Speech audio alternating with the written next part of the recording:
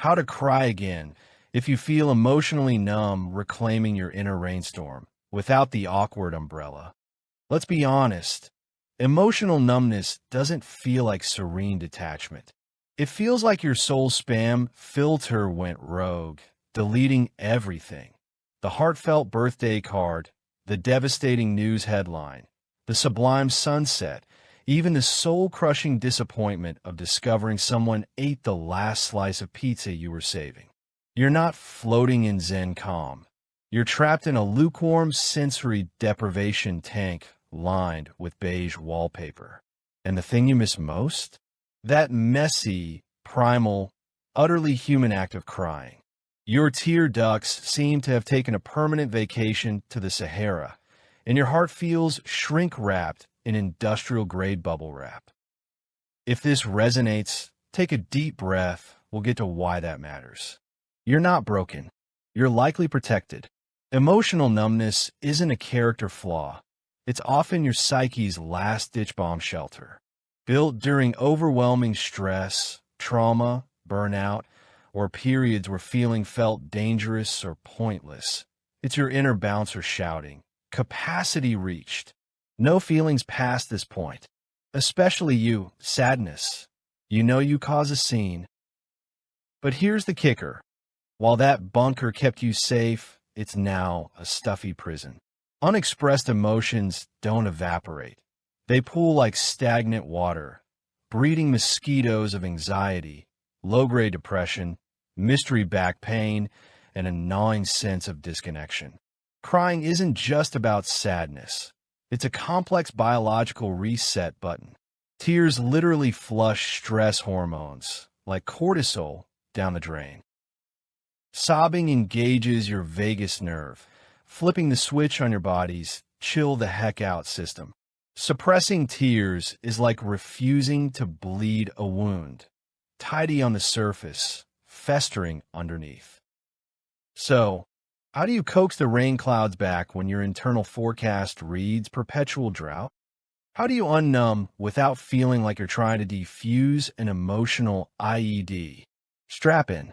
We're going on a slightly weird, occasionally awkward, but ultimately liberating journey to reclaim your tears. Step 1. Fire the overzealous bouncer. Acknowledge the numbness. Your numbness, let's call him Gary, serve a purpose.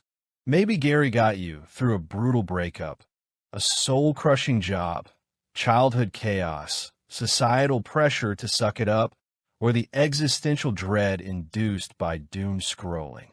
Berating yourself for numbness is like yelling at a firefighter for being wet. It misses the point.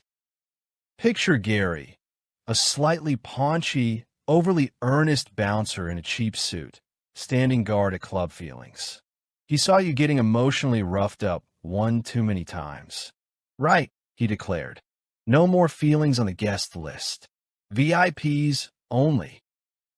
Now he's blocking everything. The sad dog meme, the poignant song, the minor tragedy of spilling coffee on your white shirt. Nope. Gary grunts, adjusting his earpiece. Potential disturbance. Denied. Acknowledge Gary. Thank Gary for his misguided vigilance. Then gently explain, "Gary, pal, I appreciate the hustle, but I kind of need to feel the breeze sometimes, even if it occasionally blows in some pollen that makes my eyes water." The action, journal it. Talk to a trusted friend or therapist. I think Gary showed up after, or it felt unsafe to feel when. Understanding the why starts draining Gary's power. Step 2. Build a safe crying cove. Safety is non-negotiable. You wouldn't coax a terrified kitten out from under the bed with a vacuum cleaner and heavy metal. Buried emotions won't surface if your environment feels threatening. Crying requires vulnerability. Vulnerability requires safety. Your feelings are like skittish deer in your internal forest. Numbness is the thick fog. Create a safe clearing. Put out metaphorical salt licks. Comfort. Dim the harsh spotlights. Reduce overwhelm. And promise no sudden movements, self-judgment, or loud noises, inner critics. Maybe play some soothing whale sounds. Do you dig whale sounds? Probably. The action. A physical fortress. Carve out a private, comfy space. A blanket fort, your bed. The bathtub, empty or full, your call. Make it cozy. Soft lighting, warm blanket, maybe a stuffed animal. No judgment here. Oh, internal armistice. Challenge your inner critic. If crying is weak, pops up, counter. Actually, science says it's a sophisticated biological pressure valve, Brenda. Stand down. Practice self-compassion. It's okay to feel whatever surfaces. Oh, lower the bar. Don't aim for Oscar-worthy sobbing. Aim for slightly misty-eyed. Celebrate any flicker, a pang of annoyance, a twinge of nostalgia, a sudden urge to sigh deeply. These are cracks in Gary's armor. Step 3. Hack your body's backdoor. Bypass Gary the brain bouncer. Trying to think your way into feeling often just bounces off Gary's brick wall. Emotions live deep in the body. Time for some somatic espionage. Logical brain is the micromanaging CEO. Your feelings are the sensitive interns who lock themselves in the supply closet. Your body, after one too many PowerPoints. Slip a note under the door in their language. Sensation and movement. Forget corporate memos. Speak fluent sigh. The body hacks.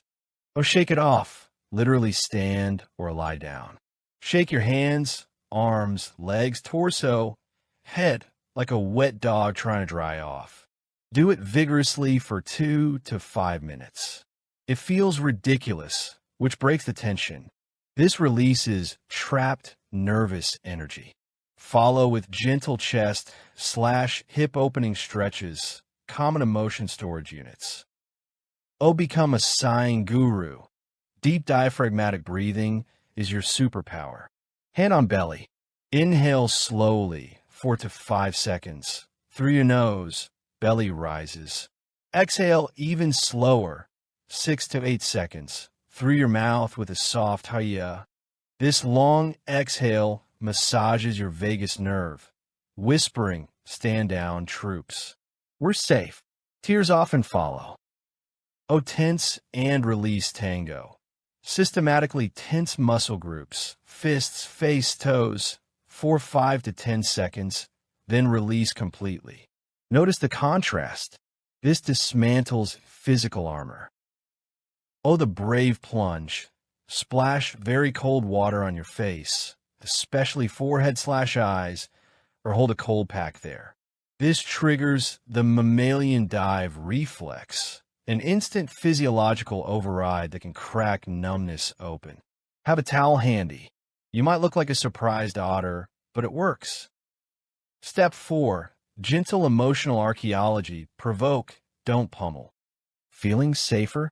Time for strategic digging. Use external stimuli as gentle crowbars. You're an emotional sommelier, not a sledgehammer wielder. The 2003 Underdog Sports montage, excellent for subtle heartstring tugging. Pair it with this minor key piano piece for optimal misty-eye potential. The Catalyst Kit. Oh, music. Create playlists. Not just sad songs. Try nostalgic tunes, powerful instrumentals, movie scores, raw vocals, songs from pivotal life moments. Listen actively in your safe space. Where do you feel it? Throat tightness? Chest pressure? That's Gary losing his grip. On movie/TV. Seek stories about connection, loss, resilience, quiet beauty. Inside Out is basically a PhD in feelings. Notice physical reactions. Tension, warmth, a catch in your breath. Oh, art/nature. Get lost in a painting's emotion. Walk in a forest. Feel its vastness. Nature's cycles, life/death/renewal. Whisper truths that bypass the intellect. Oh, memory lane. Handle with care old photos, letters, places. Crucial. Only do this when grounded and safe. Don't dive into trauma trenches without support. Step 5. Celebrate the cry adjacent. It's a spectrum, baby. Here's the liberating truth. Crying isn't the only valid release. The goal is reconnecting with the spectrum of feeling. Numbness is 0. Anything above 0 is victory. Don't stress about achieving a Hollywood sob fest. Throw a party for the cry adjacent. A lump in the throat, confetti, shiny eyes, air horns, a deep sigh that feels like it came from your toes. Parade. Feeling just less numb? Gary's on his coffee break. Progress isn't linear. It's a wobbly path paved with micro feelings. The action. Oh, name the nuance. Swap. I feel nothing for I feel a heavy stillness. I feel detached but with eye pressure, or I feel tired sad. Precision weakens numbness. Oh, honor the almost when you feel that welling up that doesn't spill. Stay. Breathe. Whisper, this is feeling. This is okay. This is the release beginning.